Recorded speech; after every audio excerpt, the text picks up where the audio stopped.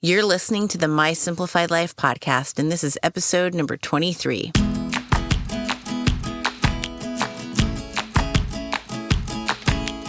Welcome to the My Simplified Life podcast, a place where you will learn that your past and even your present don't define your future. Regardless of what stage of life you're in, I want you to feel inspired and encouraged to pursue your dreams, simplify your life, and start taking action today. I'm your host, Michelle Glogovac, and I'm excited to share my stories and life lessons with you while taking you on my own journey. This is My Simplified Life.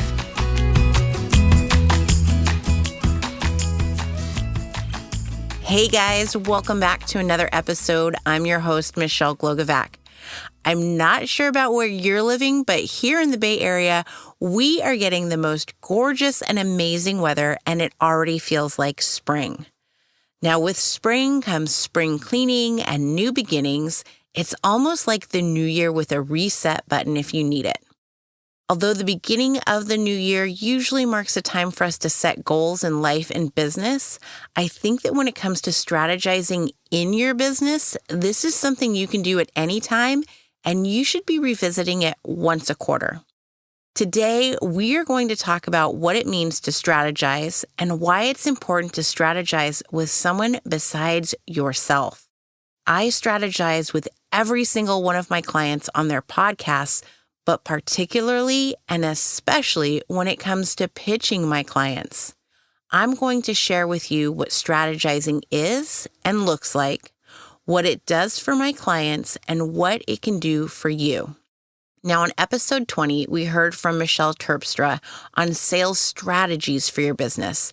But today, we're going to talk about strategizing on your expert topics and offerings and how knowing what those are is going to grow your audience and ultimately grow your business.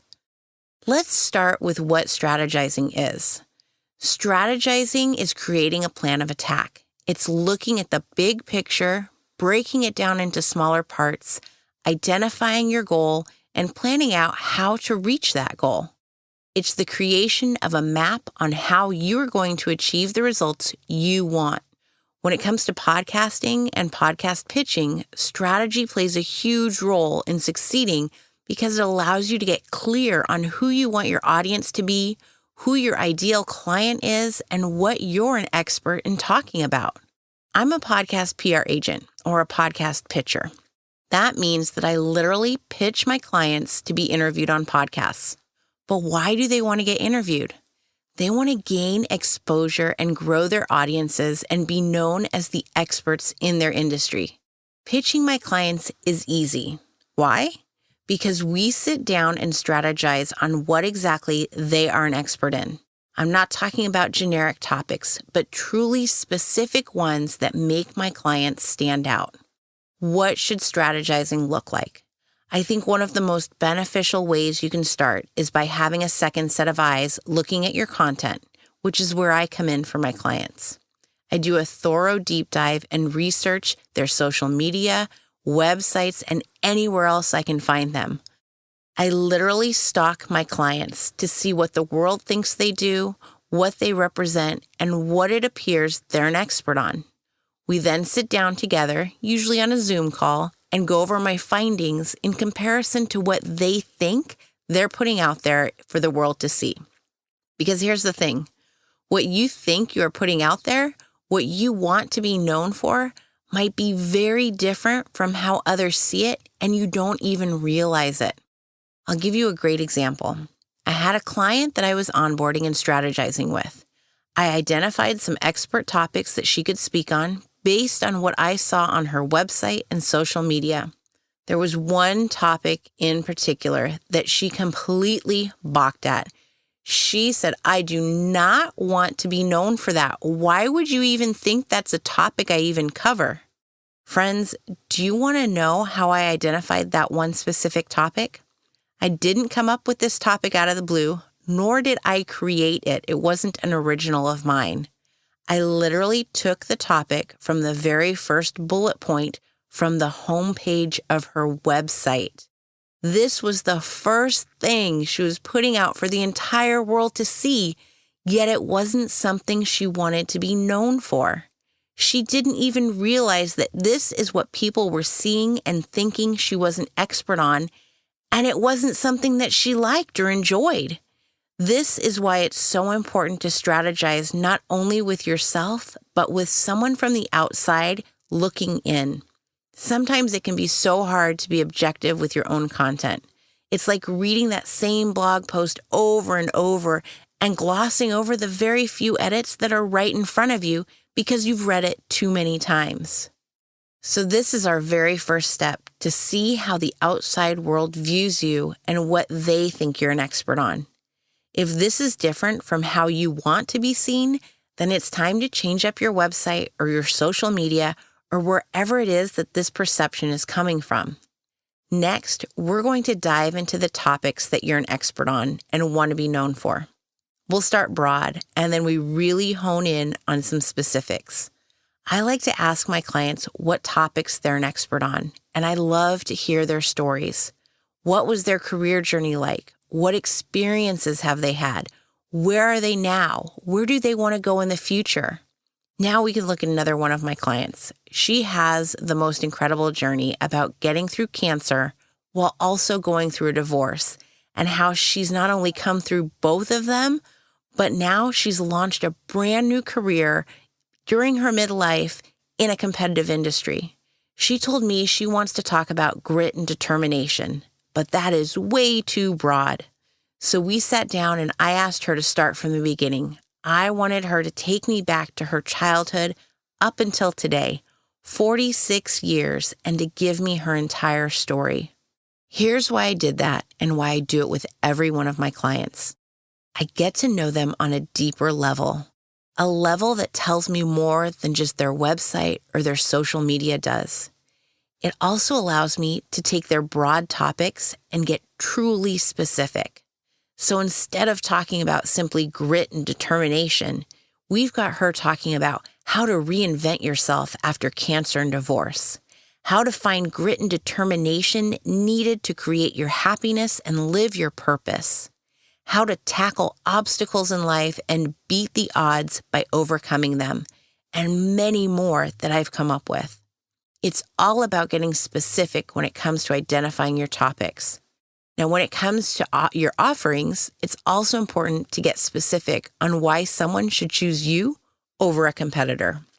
You heard in last week's episode with Patricia on how video can help convey your message in your own words, and this is so true whether it's in video or your written content on your website.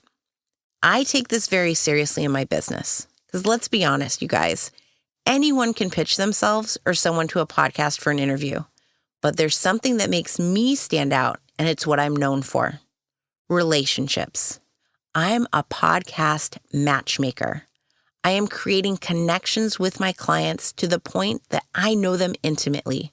I know their stories, their failures, their achievements, their goals, and their background.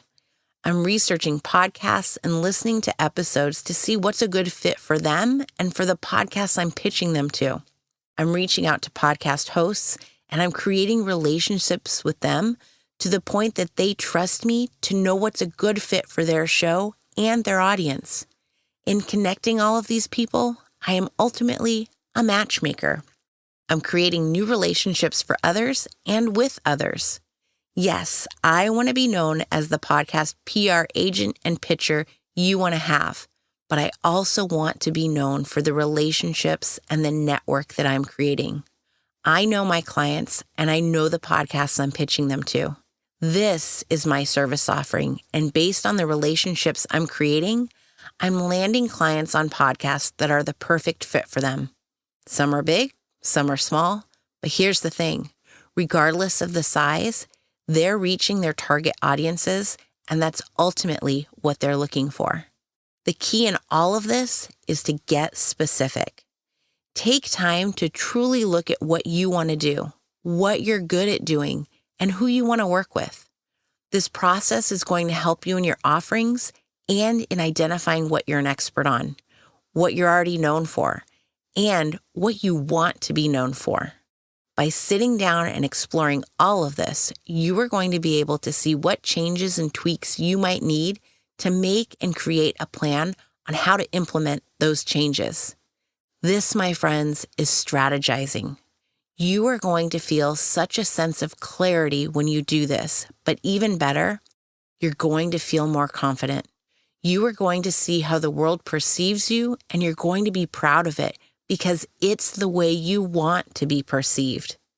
When you have that confidence, it's going to boost everything you do. You'll be able to talk about your offerings in a new way because you truly know you're an expert on them. And when you do podcast interviews, your topics aren't going to be broad. They're going to be specific, and you know what you're talking about. Having confidence in yourself and your business is what's going to propel you forward.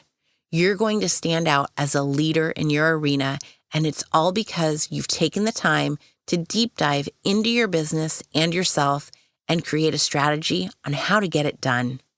This week, I want you to sit down with yourself, and if you have a business, write down the 3 offerings you want to be known for. If it's on speaking topics, write down 3 topics that are really specific, that you're an expert on, and then present those findings to someone else. It can be your best friend, your business bestie, or hey, shoot them over to me. Let's find out if what you think is what the world thinks about you is really true. And if not, how do we strategize to make sure that there's alignment in all of this? Thank you all so much for joining me today. And remember that regardless of what your past and your present look like, you can strategize your future. Until next week.